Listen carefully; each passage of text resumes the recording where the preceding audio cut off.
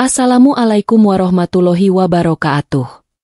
Salam bahagia selalu buat sahabat channel mirisnya kehidupan zaman sekarang. Mari kita simak dan mulai ceritanya.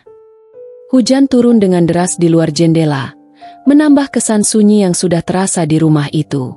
Di dalam, Nara duduk termenung di sudut ruang tamu, mata kosong menatap foto-foto lama yang ada di meja. Foto-foto itu adalah kenangan yang begitu berarti baginya. Kenangan yang tak akan pernah bisa dia lupakan. Setiap gambar yang terpajang di sana menyimpan cerita tentang kebahagiaan, tentang cinta yang seolah tak bisa tergantikan oleh apapun. Namun, sekarang semuanya terasa seperti ilusi yang sudah lama hilang. Seminggu yang lalu, Nara harus menghadapi kenyataan pahit yang sangat menguji hatinya.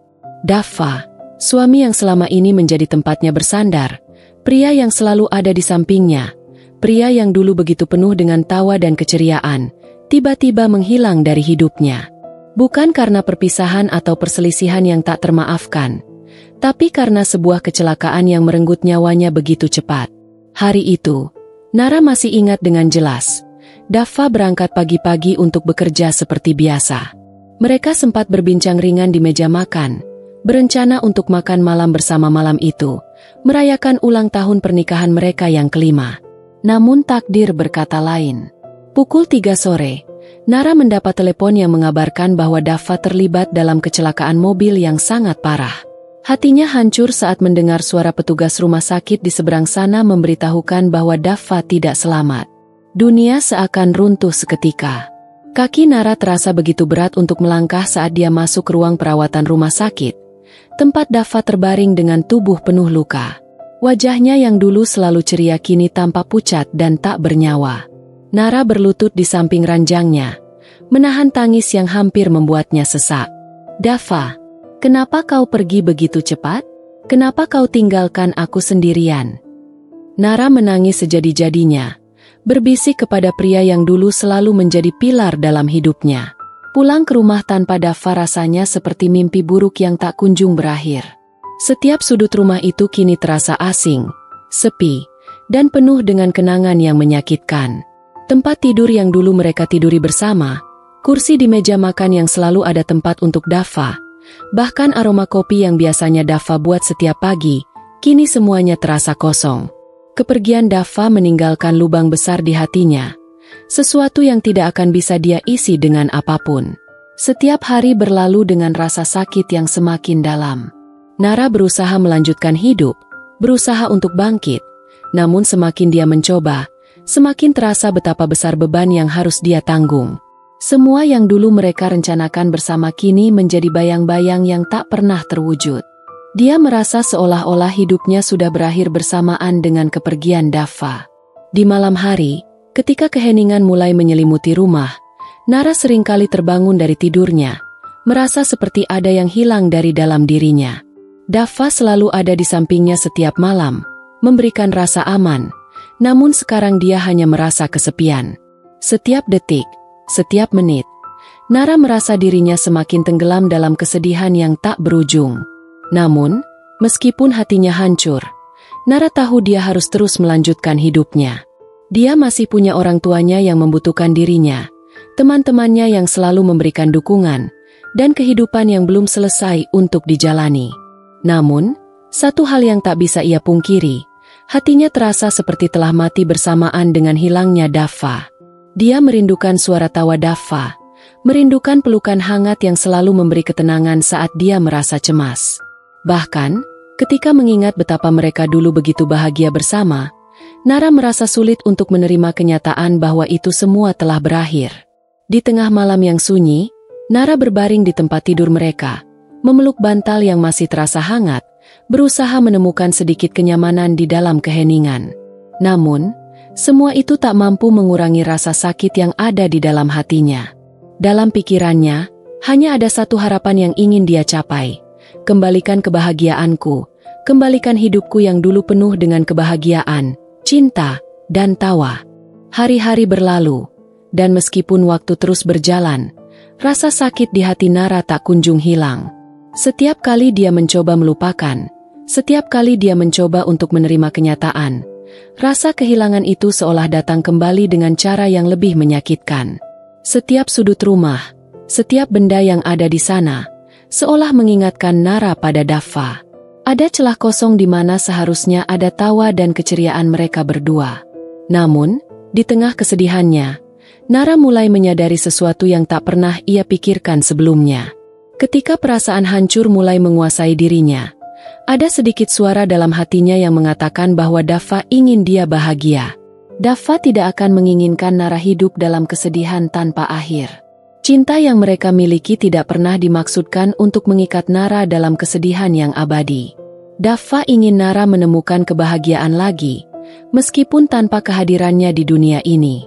Setiap malam, Nara membuka album foto mereka. Foto-foto yang dulu mereka ambil bersama di perjalanan, di ulang tahun, atau hanya sekadar di momen-momen kebahagiaan sederhana. Ketika matanya menatap foto-foto itu, Nara tidak bisa menahan air matanya. Di balik tangisan itu, dia merasakan kehangatan cinta yang Daffa berikan selama ini.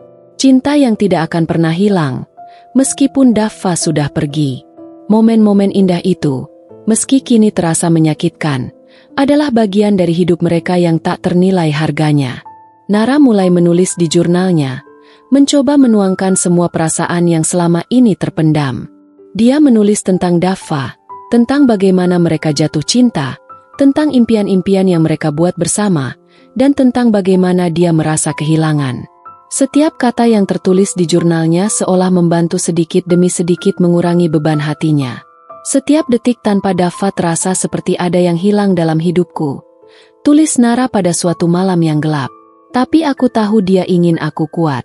Dia ingin aku melanjutkan hidupku, menemukan kebahagiaan meskipun tanpa dirinya. Aku harus bisa. Aku harus terus hidup dengan cara yang Daffa akan banggakan. Dengan menulis, Nara mulai merasakan sedikit kenyamanan. Seolah-olah melalui kata-kata itu, dia bisa berbicara dengan Daffa, meskipun hanya dalam ingatannya. Setiap kalimat yang ia tulis seolah membawa Daffa lebih dekat, meskipun hanya dalam bentuk kenangan. Namun, bukan hanya jurnal yang menjadi pelipur lara bagi Nara. Suatu hari, dia memutuskan untuk kembali ke tempat-tempat yang pernah mereka kunjungi bersama. Nara pergi ke kafe yang selalu menjadi tempat favorit mereka, tempat di mana Daffa pertama kali melamarnya. Dia duduk di sudut yang mereka pilih, melihat sekitar dengan mata yang basah. Setiap sudut kafe itu menyimpan kenangan yang tak bisa terhapuskan. Daffa, aku di sini, seperti yang kita rencanakan dulu, bisiknya pelan. Tapi kini aku sendirian, dan rasanya semua ini begitu kosong tanpa dirimu. Namun, semakin dia melangkah ke tempat-tempat itu, semakin dia merasa sedikit lebih kuat. Meskipun perasaan itu tak pernah sepenuhnya hilang, sedikit demi sedikit, dia mulai belajar untuk menerima kenyataan. Dia belajar untuk tidak lagi mengutuk hidup yang telah diambil begitu cepat dari tangannya, tetapi untuk merayakan setiap momen indah yang telah mereka jalani bersama.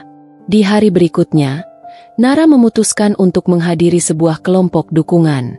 Mungkin, dia berpikir, berbicara dengan orang-orang yang merasakan hal yang sama bisa sedikit meringankan bebannya.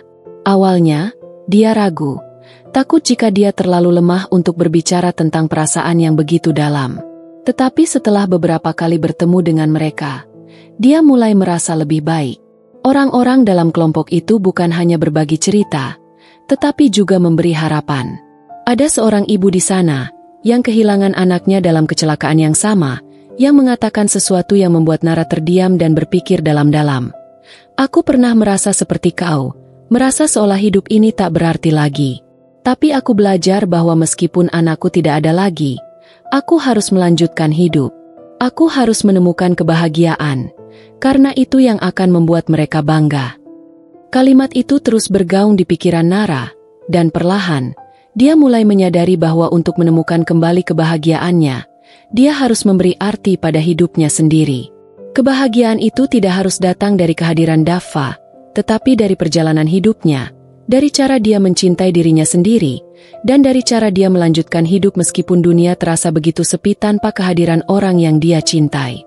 Pagi-pagi di suatu hari yang cerah, Nara berdiri di depan cermin, menatap wajahnya yang penuh dengan garis-garis kesedihan. Dia memutuskan untuk merias wajahnya, mengenakan pakaian yang membuatnya merasa lebih baik, dan untuk pertama kalinya setelah berbulan-bulan, dia merasa sedikit lebih hidup. Di dalam hatinya, dia tahu ini bukan akhir dari rasa sedihnya. Tapi setidaknya, dia mulai bisa melihat sedikit cahaya di ujung terowongan yang panjang. "Daffa, aku akan baik-baik saja," bisiknya pelan. "Aku janji, aku akan terus berjalan. Meski aku tidak tahu apa yang akan terjadi, aku akan melanjutkan hidup ini dengan cinta yang kau berikan." Hari-hari setelah pertemuan dengan kelompok dukungan itu, Nara mulai merasa sedikit lebih ringan. Perasaan berat di hatinya masih ada, tetapi perlahan-lahan ia belajar untuk menghadapinya, tidak lagi bersembunyi di balik kesedihan. Setiap pagi, meskipun awalnya sulit, dia mencoba untuk bangun dan menyapa dunia. Tidak ada lagi tangisan tanpa henti, tidak ada lagi rasa kehilangan yang tak teratasi. Nara mulai berani untuk mengingat Daffa dengan senyum, meskipun rasa rindu itu kadang datang begitu mendalam. Suatu sore, Nara memutuskan untuk pergi ke taman yang dulu sering mereka kunjungi bersama. Taman itu bukan sekadar tempat untuk berjalan-jalan, tetapi menjadi simbol dari masa-masa bahagia yang pernah mereka lalui. Di bawah pohon besar yang teduh, Daffa sering bercerita tentang impian mereka berdua untuk mengelilingi dunia bersama, berjalan menyusuri kota-kota yang penuh dengan cerita. Saat Nara duduk di bangku taman itu, dia menyadari betapa banyak kenangan yang sudah tertinggal di sana. Meskipun sekarang sendirian, dia mulai merasa bahwa tempat itu tetap menyimpan Daffa, dalam cara yang tidak tampak tetapi bisa dirasakan. Angin yang berhembus lembut seolah membawa perasaan Daffa yang masih menyertainya. "Nara, kau harus mulai menghidupkan dirimu lagi," kata teman Nara, Maya, ketika mereka bertemu beberapa hari sebelumnya. "Daffa ingin melihatmu bahagia, meski dia tidak ada di sini. Aku tahu itu sulit, tapi kau harus memberi kesempatan untuk dirimu sendiri, bukan hanya untuk kenangan yang tertinggal." Maya bukan hanya teman biasa. Dia adalah sahabat yang selalu ada, yang tidak pernah meninggalkannya meskipun Nara begitu tenggelam dalam kesedihannya. Maya tahu bahwa Nara bukanlah tipe orang yang bisa terus berlarut dalam duka. Nara selalu memiliki semangat yang besar, yang terkadang ia lupakan sendiri ketika rasa sakit datang begitu mendalam. Maya percaya, Nara bisa melalui semua ini, meskipun prosesnya tidak akan mudah. Akan tetapi, semakin Nara mencoba untuk melangkah maju, semakin dia sadar bahwa ada satu hal yang harus dia atasi terlebih dahulu. Rasa takut akan melupakan Daffa. Rasa takut bahwa jika dia mulai bahagia lagi, kenangan itu akan pudar. Tapi seiring waktu, dia mulai memahami bahwa kebahagiaan yang dia cari tidak akan menghapus kenangan tentang Daffa, melainkan akan melengkapi hidupnya.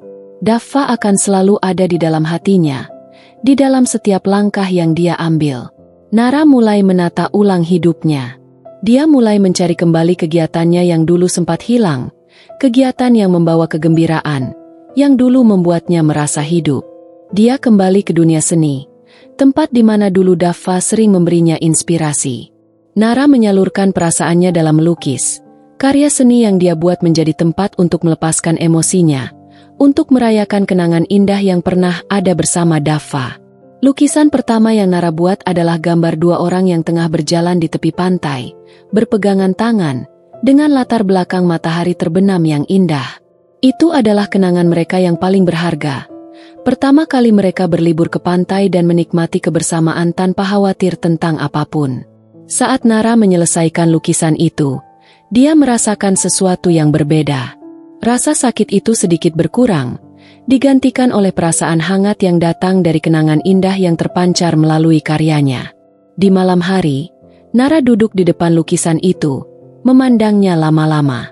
Tanpa sadar, air matanya mengalir lagi, tapi kali ini air mata itu bukan lagi air mata kesedihan semata, tetapi juga air mata kebahagiaan.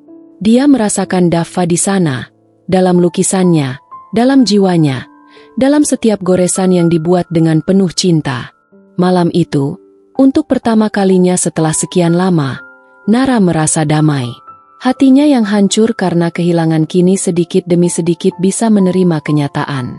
Kenangan tentang Daffa tak lagi terasa sebagai beban, tetapi sebagai sesuatu yang akan selamanya menjadi bagian dari dirinya. Daffa bukan hanya kenangan yang menyakitkan, tetapi juga cinta yang memberi arti pada setiap detik yang telah mereka jalani bersama. Di pagi hari berikutnya, Nara membuka jendela kamarnya dan menarik napas dalam-dalam. Udara segar pagi itu terasa berbeda. Dia tidak lagi merasa terbelenggu oleh kesedihan, meskipun rasa rindu itu masih ada. Nara tahu bahwa proses penyembuhan ini bukanlah sesuatu yang bisa dipaksakan, tapi perlahan-lahan dia mulai menemukan cara untuk hidup dengan kenangan dan menerima kenyataan. Setiap langkah kecil yang dia ambil adalah tanda bahwa dia mulai menemukan kembali dirinya sendiri, meskipun hidup tak akan pernah sama lagi tanpa Daffa. "Nara, kau lebih kuat dari yang kau kira," kata Maya di telepon, seakan tahu apa yang sedang Nara rasakan. "Daffa ingin kau bahagia. Dan aku tahu, suatu hari nanti, kau akan menemukan kebahagiaan itu lagi." Maya benar.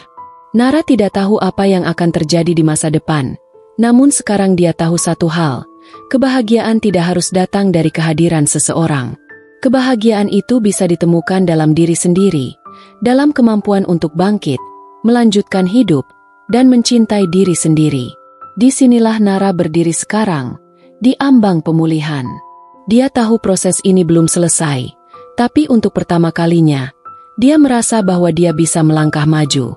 Perlahan, dia mulai menerima bahwa kebahagiaan yang dia cari akan datang, meskipun tidak lagi bersama Daffa, tetapi dalam dirinya sendiri. Dan itulah yang membuatnya terus bertahan. "Daffa," bisik Nara sambil menatap matahari yang perlahan terbit. "Aku akan baik-baik saja. Terima kasih untuk semua yang kau berikan, dan aku akan selalu menyimpanmu dalam hatiku. Aku janji, aku akan kembali bahagia." Beberapa bulan berlalu sejak Nara mulai menyusun kembali hidupnya. Ada kalanya dia merasa lelah, terjebak dalam kenangan-kenangan yang datang begitu tiba-tiba, namun dia tak lagi terjatuh dalam jurang kesedihan yang dalam. Kehilangan Daffa memang mengubah banyak hal dalam hidupnya, tetapi satu hal yang tak pernah berubah adalah cinta mereka. Cinta itu tidak akan pernah hilang, bahkan setelah Daffa pergi. Cinta itu kini menjadi kekuatan yang menggerakkan Nara untuk melanjutkan hidupnya, untuk kembali menemukan kebahagiaan yang pernah ia rasakan. Suatu pagi, saat Nara sedang duduk di taman sambil membaca buku, seorang pria tua yang duduk di bangku sebelahnya mulai berbicara kepadanya. "Kau tampak seperti seseorang yang sedang berjuang," kata pria itu dengan suara lembut. "Tapi aku bisa melihat ada cahaya dalam dirimu. Jangan biarkan kegelapan itu menguasai hidupmu terlalu lama." Nara tersenyum kecil, sedikit terkejut, namun juga merasa sedikit lega mendengar kata-kata pria itu. "Aku sedang berusaha untuk menerima semuanya," jawab Nara. "Tapi terkadang rasanya sangat sulit. Aku kehilangan seseorang yang sangat aku cintai." Pria itu mengangguk dengan penuh pengertian. "Aku mengerti. Aku juga kehilangan istriku beberapa tahun yang lalu. Awalnya, aku merasa dunia ini tak lagi memiliki arti. Namun, aku belajar bahwa meskipun orang yang kita cintai pergi, hidup kita tetap harus terus berjalan. Mereka ingin kita bahagia. Itu adalah hal yang mereka harapkan." Nara terdiam mendengar kata-kata pria itu. Setiap kata yang diucapkan seperti sebuah pengingat bahwa meskipun Daffa sudah tiada, hidupnya masih bisa bermakna. Dia harus berani untuk hidup kembali, untuk menemukan kebahagiaan yang sudah lama hilang. Dia tidak boleh menyerah. Sejak pertemuan itu, Nara mulai merasakan perubahan dalam dirinya. Dia mulai melihat hidup dengan cara yang berbeda. Meskipun rasa rindu terhadap Daffa tak pernah benar-benar hilang, Nara mulai belajar untuk merayakan hidupnya sendiri. Dia kembali mengejar mimpinya, meraih cita-cita yang dulu sempat terlupakan. Dia mulai mengajar lukisan di sebuah sekolah seni lokal, tempat di mana dia bisa berbagi pengetahuannya dengan orang lain dan merasakan kembali kegembiraan yang datang dari menciptakan sesuatu yang indah. Hari-hari penuh aktivitas baru itu membawa kesenangan yang tak terduga. Melihat murid-muridnya yang penuh semangat dan berbagi proses kreatif dengan mereka memberi Nara rasa puas yang selama ini hilang. Dia merasa seperti menemukan kembali bagian dari dirinya yang sempat hilang bersama Daffa. Di luar pekerjaan dan kegiatannya, Nara juga mulai lebih sering berkumpul dengan teman-temannya. Mereka selalu ada untuknya, mendukung setiap langkah kecil yang dia ambil. Maya, sahabatnya yang selalu ada, tak pernah berhenti memberinya dukungan, bahkan di saat-saat paling sulit. Nara merasa beruntung memiliki teman-teman seperti mereka, yang tidak hanya menawarkan kebahagiaan, tetapi juga cinta yang tak bersyarat. Pada suatu malam, saat Nara duduk di balkon apartemennya, menatap langit yang dipenuhi bintang, dia merasa sesuatu yang luar biasa. Dia merasa seolah-olah Daffa sedang menatapnya, memberikan senyum dan dukungan dari tempat yang jauh. Nara tahu, meskipun Daffa tidak lagi ada di dunia ini, cintanya akan selalu hidup dalam dirinya. Cinta itu menjadi kekuatan yang menggerakkan Nara untuk tetap maju, untuk mencari kebahagiaan meskipun dunia ini terasa begitu luas dan penuh tantangan. Daffa, bisik Nara pelan ke angin malam, aku tidak akan pernah melupakanmu. Kau selalu ada dalam hatiku. Tapi aku juga tahu, kau ingin aku bahagia. Dan aku akan berusaha untuk itu. Aku akan menemukan kebahagiaanku, seperti yang kau harapkan.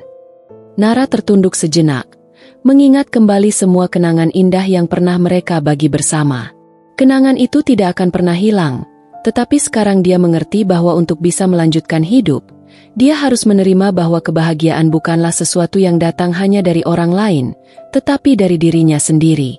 Dia bisa berbahagia lagi, meskipun tanpa kehadiran Daffa. Seiring waktu, Nara merasa semakin kuat.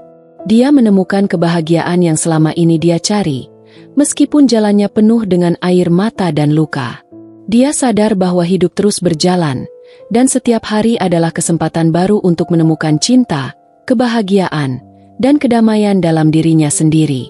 Ketika hari itu tiba, dan Nara berdiri di depan lukisan besar yang dia buat, dia merasakan suatu kedamaian yang begitu dalam. Lukisan itu adalah gambaran tentang dirinya, tentang perjalanan yang dia jalani untuk menemukan kebahagiaan kembali. Di dalam karya seni itu, dia bisa melihat dirinya sendiri yang telah berkembang, yang telah belajar untuk menerima kehilangan, dan yang akhirnya menemukan cahaya dalam kegelapan. Sekarang aku tahu, Nara berkata kepada dirinya sendiri, kebahagiaan itu tidak tergantung pada siapa yang ada di sisiku, tetapi pada bagaimana aku belajar untuk mencintai diriku sendiri dan merayakan setiap detik hidup yang aku miliki. Daffa tidak akan pernah kembali, tetapi melalui proses ini, Nara belajar bahwa dia bisa hidup dengan kenangan itu, dan bahwa kebahagiaan tidak harus menghilangkan rasa rindu.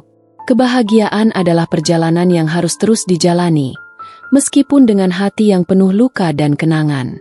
Dan akhirnya, di balik segala kesedihan dan kehilangan yang pernah dia rasakan, Nara menemukan kekuatannya yang sejati. Dia tahu bahwa hidupnya, meskipun tak sempurna, tetap berharga. Dan itu adalah kebahagiaan yang sesungguhnya. Daffa, Nara berbisik lagi ke langit malam. Terima kasih. Aku akan selalu mengingatmu, dan aku akan baik-baik saja. Aku akan menemukan kebahagiaan itu, dan itu akan menjadi cara terbaik untuk mengenangmu.